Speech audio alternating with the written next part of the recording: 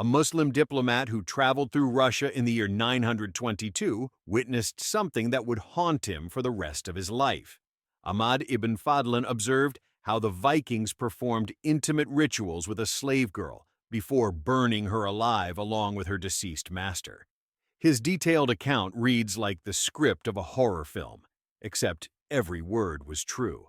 What you are about to learn comes from documented historical sources that reveal how the Vikings used sexuality as a weapon of war, a tool for social control, and even as a pathway to the afterlife.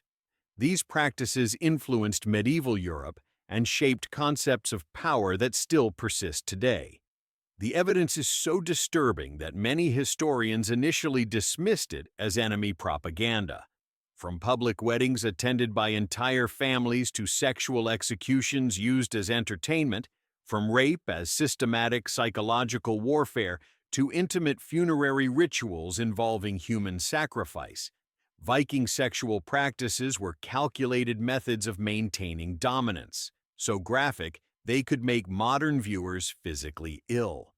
The evidence comes from sagas, archaeological findings, and eyewitness reports, all revealing a society where violence and pleasure were deeply intertwined. In Viking society, your sexual role determined whether you lived as a respected citizen or died as a social outcast. Power and domination governed all intimate relationships with the subtlety of a battle axe. The Vikings had two key terms that could literally cost someone their life: arg and rhaegar. These terms described men who were sexually passive or effeminate. Being called beggar, a variation of rhaegar, was such a devastating insult that Viking law explicitly stated it justified murder. One could kill someone who implied they were sexually submissive and face no legal consequences. This created a sexual hierarchy stricter than a medieval caste system. The active partner, the one who penetrated, retained masculine honor and social respect. The passive partner lost his masculinity entirely, along with legal rights, property, and community status. This was a culture where your sexual position determined your social status. The legal consequences were absurd by modern standards. Men accused of being sexually passive could lose the right to testify in court, inherit property, or even carry weapons. Essentially, poor sexual performance could strip a man of his citizenship. Icelandic sagas document cases in which men lost everything because someone spread rumors about their sexual performance. The sagas are full of bloody feuds that began with sexual insults. The saga of the people of Eyri, Eyrbyggja saga, describes a conflict that killed dozens because one man called another unmanly. Egil's saga tells the story of warriors who traveled hundreds of miles to kill someone who had questioned their masculinity. Any suggestion of sexual submission could unleash a chain of murders. Women could use these insults as weapons, too. The sagas describe wives who destroyed their husbands' reputations by publicly questioning their sexual performance. In Laxdæla saga, a woman divorces her husband and ruins his social standing by claiming he was too soft in bed. The obsession with sexual dominance created a cycle of violence. Men were constantly required to prove their masculinity through aggression, leading to more conflicts that in turn demanded further demonstrations of dominance. Sexual violence became a tool of social control.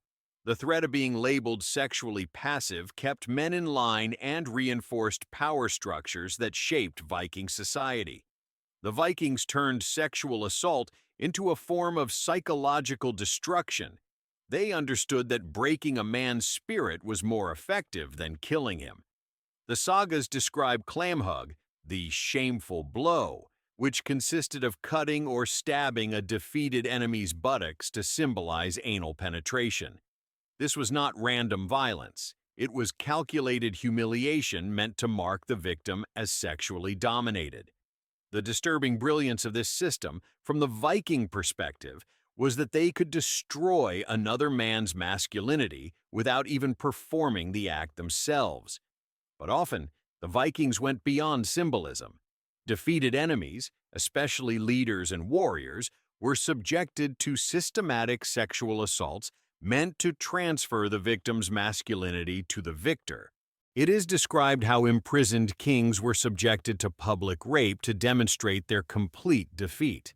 According to Viking belief, forcing someone into a passive role stripped them of their masculine essence and transferred it to the victor. The psychological effects were devastating, and deliberately so. A man who had been sexually abused could not return to his community with his honor intact. Often, his own people rejected him because he was marked as unmanly. Some victims took their own lives rather than live with a shame. Others became outcasts wandering between communities, viewed as living monuments to Viking domination. The Vikings practiced sexual slavery on an industrial scale. Slave markets in Dublin and York were filled with prisoners intended for intimate use. The sagas clinically describe how raiders divided people like livestock, reserving the most attractive individuals for the personal collections of leaders. The Jomsvikinga saga mentions Earl Sigvaldi, who kept a harem of Irish prisoners and treated them as interchangeable objects for his pleasure. Viking law created a two-tiered system that makes modern notions of inequality seem progressive by comparison. Free women enjoyed full legal protection from sexual assault, but enslaved women had no rights. Any free man could use a slave woman sexually, and killing a slave for resisting was barely considered a crime. The medieval Icelandic legal code stated that the rape of a free woman carried the death penalty, whereas the rape of a slave resulted only in a fine, essentially treating it as damage to property. The scale of this system was staggering. Archaeological evidence from Dublin suggests that up to 30% of the population were slaves, many of whom were captured specifically for sexual purposes. The Vikings built an entire economy around human trafficking for intimate exploitation. This systematic dehumanization had a strategic purpose. Communities that heard of Viking sexual practices often surrendered without resistance, rather than risk their people being subjected to such treatment. The mere threat of sexual violence became a more effective weapon of conquest than any sword.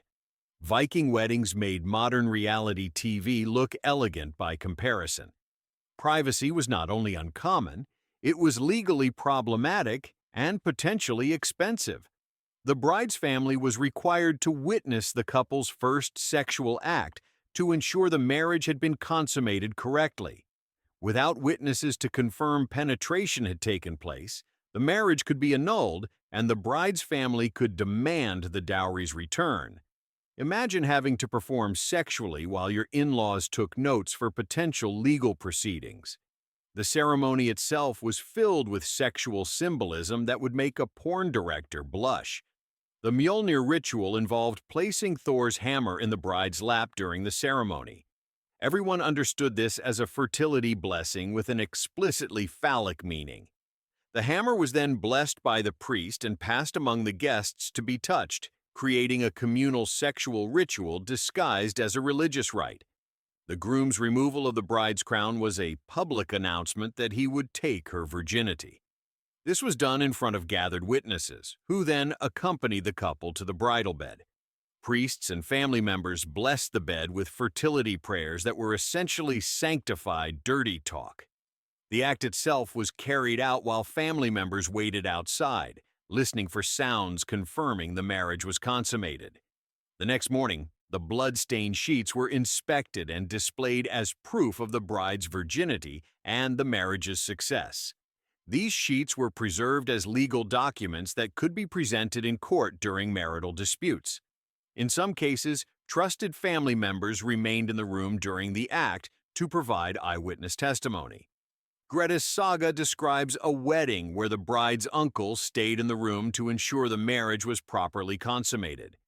Can you imagine your Uncle Mike watching you have sex with your wife? The legal implications were serious. If the bride was not a virgin, her family could be sued for fraud.